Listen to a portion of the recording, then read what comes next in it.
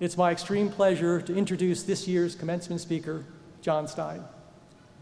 John currently serves as the Tennessee State President and National Market Executive of for-profit healthcare and global banking at Bank of America Merrill Lynch.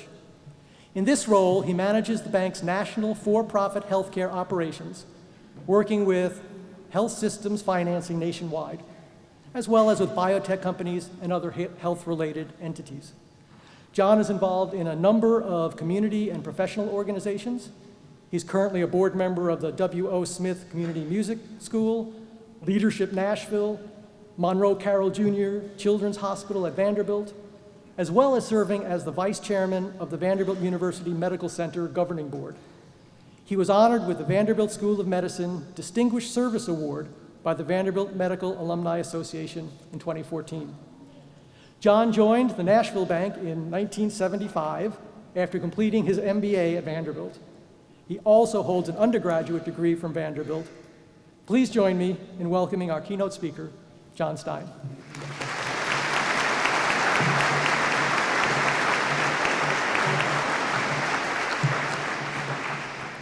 Sal, thank you very much.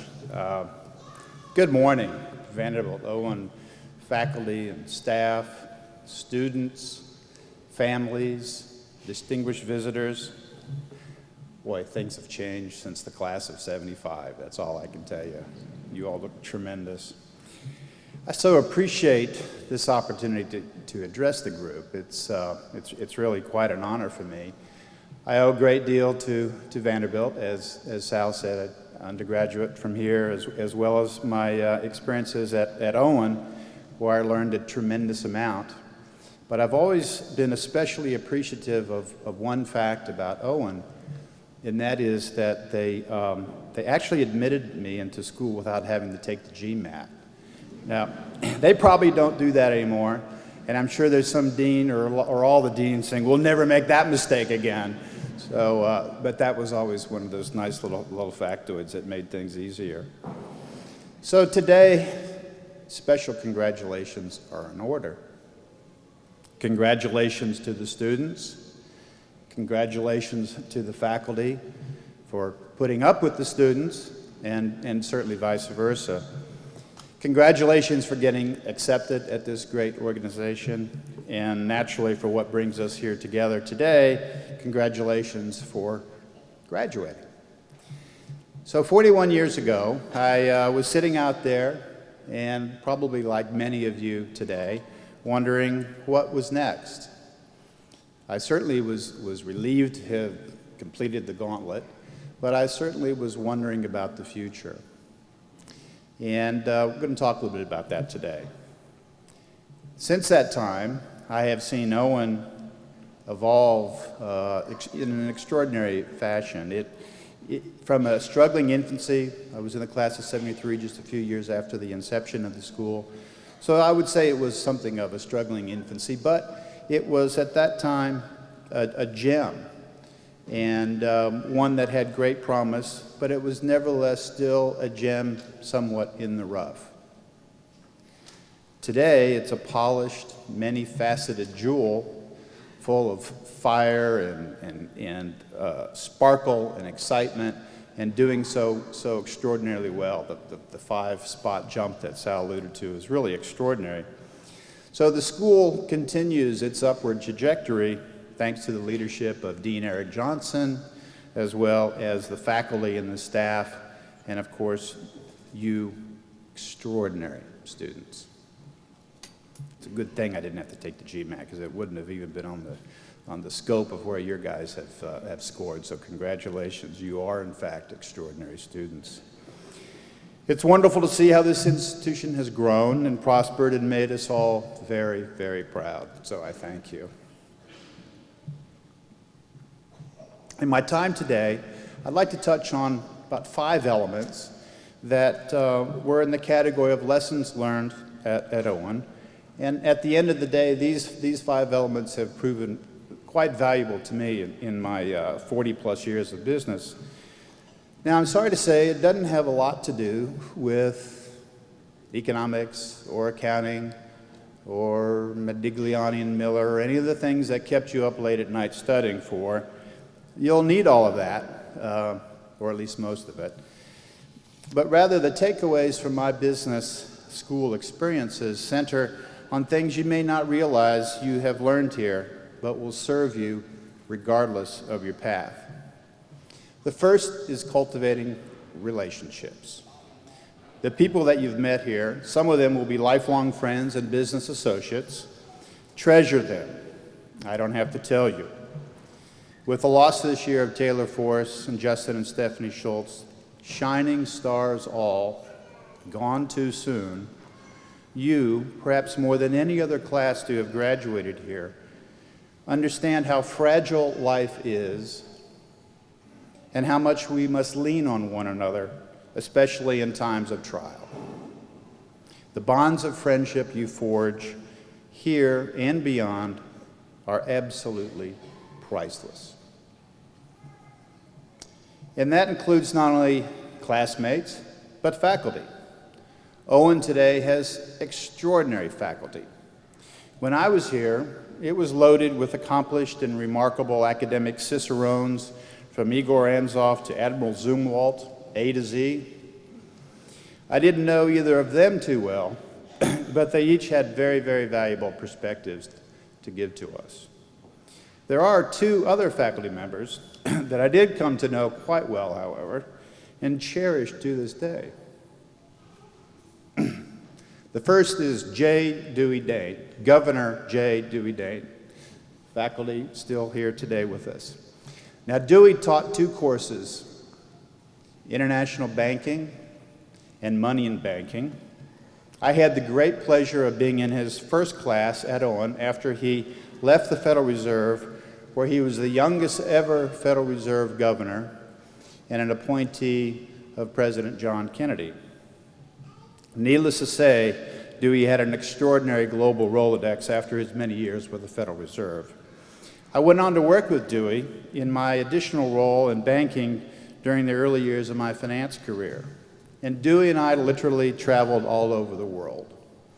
And the array of his contacts were just simply incredible. Imagine me as a kid in my late 20s having lunch with Dewey in Zurich with the head of the Swiss Central Bank.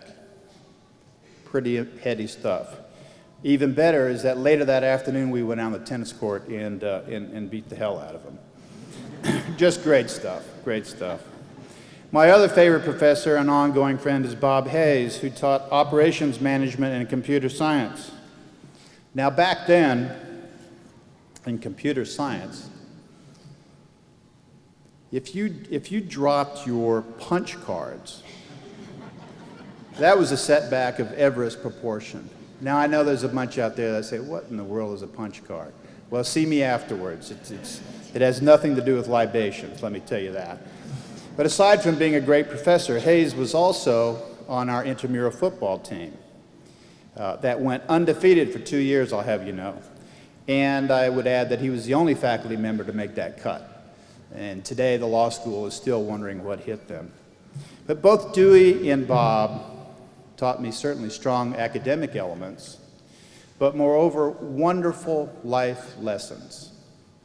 They showed me that the value of having mentors and instilling in me the desire to pass that along to others was critical.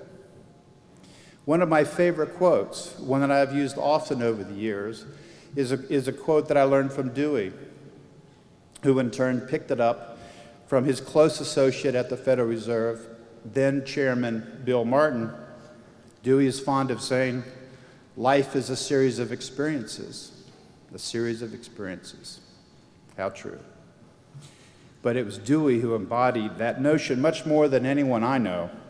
You may have heard the stories about Dewey in the spirit of the moment, volunteering as a matador in a bullfight in Spain, talking about the real deal here, an escapade made famous in the New York Times, front page photo and all. But that was just one of Dewey's many adventures around the globe. And Dewey was carpe diem way before it was a slogan on a t-shirt. But I love these simple ideas of giving life the notion that it's a series of experiences, because it underscores why we must try new things and find value and joy in that. As an introvert, struggling with social skills at the time I was at Owen, and being forced to participate more in new and varied life experiences, I had found the new mantra. It set in motion a lifelong pattern of being open to trying new things and learning from them, some positive, some negative. In either case, expanding my outlook has provided many wonderful and valuable experiences then and now, as well as a lot of fun. I give much of this to the faculty here. Not all of them are lifelong friends, as Dewey and Bob, but these individuals are extraordinary resources. My advice is to stay close to them. The second thing I learned at Owen that has stayed with me is the value of challenging convention. I owe this one to a fellow by the name of Kevin Murphy. He was a Bostonian and fellow first-year student with me. He became my roommate after we got to know each other and meeting at Owen. He had gone to Harvard undergraduate, where at Harvard, the intra-classroom dynamic between the faculty and students in the early 70s was apparently quite different than what I was used to at more conservative Vanderbilt. During one particular class that we had shared early in the year, Kevin felt that the professor's lecture around organizational design was full of contradictions. Imagine that. So he began interrupting with questions.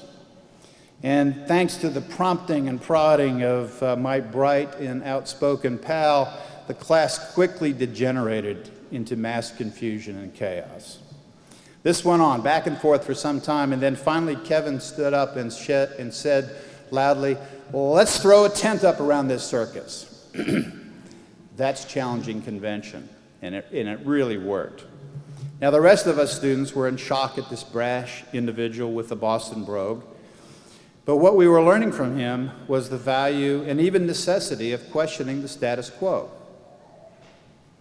Not just in business school, but in business and anywhere else we are challenged by information that we don't understand or agree with, we're learning that it's okay to push back, even laudable. But it's not always popular. It can certainly stir up trouble, and sometimes it leads to failure. But it's how we as individuals and organizations and corporations grow, sometimes quite painfully. From my seat as a banker, I've seen many entrepreneurs wade into the messy waters of challenging conventions and not come out on the better end of it. But they grew, they picked themselves up, they learned from their failures, they moved forward wiser and better equipped for success. It's okay to fail, especially if it comes from the result of giving something your very best shot. And that's what my friend Murphy was great at, giving everything his best shot. It has served him well. He went on to head Ocean Spray, followed by an enviable list of other successful entrepreneurial ventures. And he's still arguing with anybody and everybody who will listen, and is one of the most lovable guys you could ever meet. He's also one of the most enthusiastic, which brings me to the third point that I wanted to touch on today, enthusiasm. Now, enthusiasm is one of those difficult attributes to measure, but you certainly know it when you see it.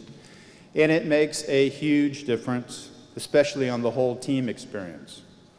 I well remember our strategies class, the project where we were involved with putting together a series of analyses for a Nashville company and then to make strategic recommendations for that company. We embraced that project enthusiastically to such extent that one of our members even got hired by that company. Enthusiasm impresses. It motivates, but it's also a great barometer. When you sense your enthusiasm beginning to wane and you feel yourself just perhaps going through the motions, pay attention to that too. It means something. And it's going to be transparent. You may be able to fool some of the people, or even yourself, for a while, but not in the long run. Results won't be sterling, and that kind of work will simply grind you down. Life is short. Finding joy in what you do is fun. Make that a priority. Number 4 on my list is leadership, a word that is used and abused a lot these days. Now, I have felt for a long time that leadership, in its truest sense, is an extraordinarily scarce commodity in today's world. We have a desperate need for strong and ethical leadership at every turn. It's simply the field in which conviction and compassion and guts and energy all converge to form an immeasurable force. Of course, we're also bombarded these days with books and seminars and lectures purporting to teach what leadership is and how to do it. But what I learned here at Owen, that has been borne out in my experiences time and time again, is that leadership is really not that complicated. It doesn't take volumes of explanation or secret formulas. Rather, I ascribe to what I heard legendary Army General Omar Bradley say on this campus years ago, and it was so simple. Bradley said that leadership is doing the right thing. Along those same lines, another quote I learned early on at Owen comes from the renowned business expert Peter Drucker, where Drucker said that managers do things right, but leaders do the right things. Elegant. And finally, for my 5th lesson of the morning, I come to integrity. Be real, be honest, be truthful, always, always. My father told me a long time ago that without integrity you have nothing, and it's true. Think of the incredible meltdowns of scale that we have experienced, particularly in the business community. The Madoff scandals, the large corporate accounting cheating that has led to gigantic evaporation of market cap, job losses, jail time, just an incredible mess. You simply cannot ever win back your integrity. So if you don't get anything else from me here today, please capture this simple message. And that is, your integrity is everything. So to conclude this morning, I again want to add my congratulations. Congratulations for all the extraordinary hard work, and may there be many successes in your future. I'm certainly betting on that. My ask of you going forward are to give back to Vanderbilt and Owen. Keep up with the friends and associates that you have made here. Speak the truth. Make a difference. And last but not least, have some fun. Thank you very much.